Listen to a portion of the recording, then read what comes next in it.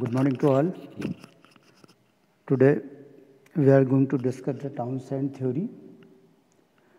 Townsend theory mainly used for analysis for ionization process, and it is a very popular theory in high voltage field. It predicts the probability of secondary electron formation. Whenever we apply high voltage, the gas particles in the gas particle medium, the conductive due to the small amount of current, where we have to find the small amount of current. That current is calculated by the Townsend theory. Question is what is or how we can calculate. तो उसके लिए हम consider करें कि consider two parallel plates having gas as an insulating medium and they are separated by a distance d. जब कोई भी electric field apply नहीं होती है तब क्या होता है, इस स्टेट में इक्विलिब्रियम में एग्जिस्ट करता है due to the decay process. और जैसे ही हम हाई इलेक्ट्रिक फील्ड अप्लाई करते हैं तो करंट जो होता है वो वोल्टेज के प्रोपोर्शनली इंक्रीज होते जाता है, बढ़ता है, और करंट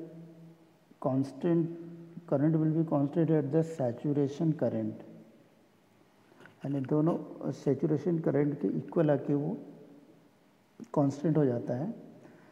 अब फर्दर भी इंक्रीज द वोल्टेज तो करंट एक्सपोनेंशियली इंक्रीज होते जाता है। जैसे ही हम वोल्टेज बढ़ाएंगे तो गैस में आयनाइजेशन बढ़ जाता है और आयनाइजेशन के बढ़ने से ही जो करंट है हमारा बढ़ते जाता है। अब हम इसका मैथमेटिकल डेरिवेशन पर ध्यान देंगे। तो when an electron moves toward dx distance and give rise to alpha n dx electron, मतलब हम इसको कैसे मैथमेटिकल फॉर्म में कैसे लिख सकते हैं कि डी एन इक्वल टू होगा अल्फा एन डी एक्स। यहाँ पर डी एन जो है वो नंबर ऑफ इलेक्ट्रॉन्स है। अब एन को हम डिनोमिनेटर में ले आएंगे डी एन के, तो D N upon N is equal to हो जाएगा अल्फा डी एक्स। अब दोनों साइड का हम इंटीग्रेशन करेंगे, तो इंटीग्रेटिंग बोथ साइड तो क्या हो जाएगा,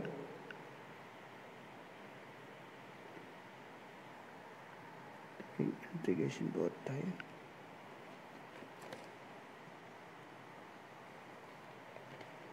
this will be log in n is equal to होगा alpha x plus a. This is your question number 1 हम ये मान लिए हैं।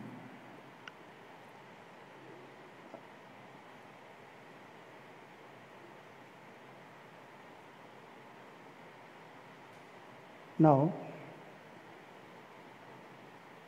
applying initial condition,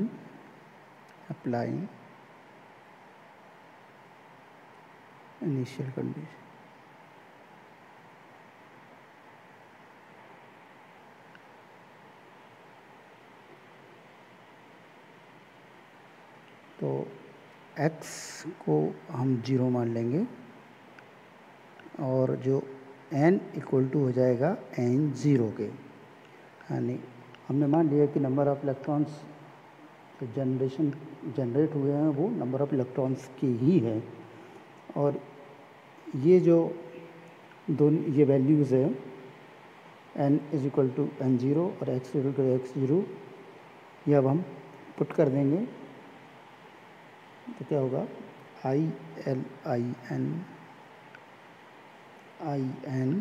equal to n0 और ये इक्वल के x भी 0 आपका मान लिया, तो दैट इक्वल टू a। ठीक है,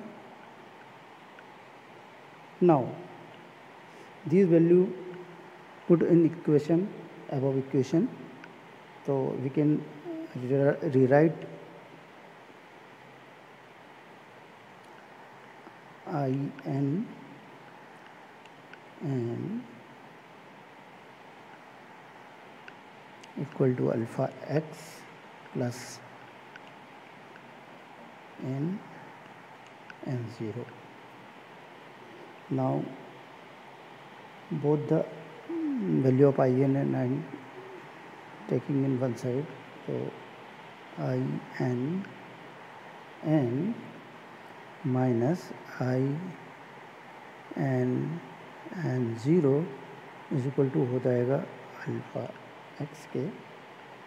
नाउ इसको हम लिख सकते हैं in upon n0 is equal to alpha x. Applying exponential terms further, removing ln हम इसको हटाना है, तो हम इसको लिख सकते हैं e to the power ln n upon n0 is equal to हो जाएगा e की power alpha x. Now it can also be rewrite as n upon n0 is equal to e की power alpha x. Now n equal to n0 e की power to the power alpha x. Okay, तो यहाँ पर n जो है वो number of electrons है और n0 value of initially formation of electrons हैं.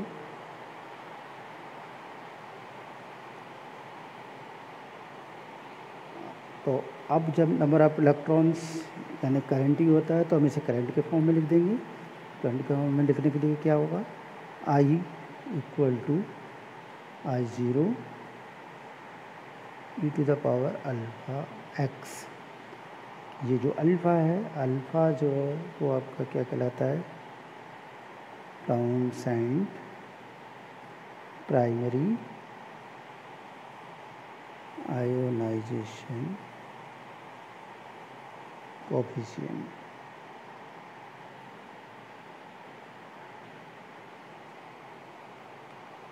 It is defined as the average number of ionization made by electron per centimeter toward the direction of electric field.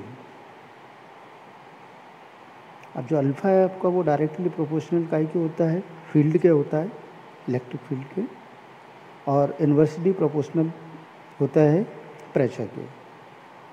तो यही है, it is called the Townsend current growing equation.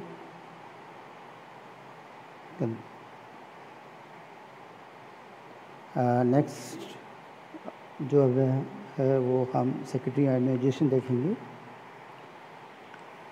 चलिए तब तक thank you.